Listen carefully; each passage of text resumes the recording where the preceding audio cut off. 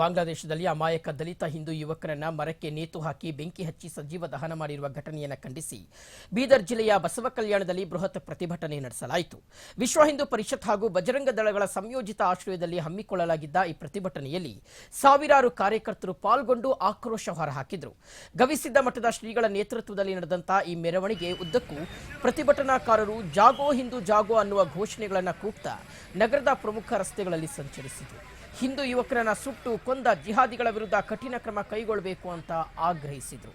ಪ್ರಧಾನಿ ನರೇಂದ್ರ ಮೋದಿ ಅವರು ಕ್ರಮ ಕೈಗೊಳ್ಳಬೇಕು ಅಂತ ಹೇಳಿದರು. ಭಾರತ ದೇಶ ಅಂದ್ರೆ ಸರ್ವ ಜನಾಂಗದ ಶಾಂತಿಯ ತೋಟ ಅಂತ ನಾವೇನು ಹೇಳ್ತೇವೆ. ಈ ಶಾಂತಿಯನ್ನ ನಮ್ಮ ವೀರ ಯೋಧರು ಪ್ರಾಣವನ್ನ ತ್ಯಾಗವನ್ನ ಮಾಡಿ ಬಲಿದಾನ ಆಗಿ ಇವತ್ತು ಆ ದೇಶ ಒಂದು ಪ್ರತ್ಯೇಕವಾಗಿರುವ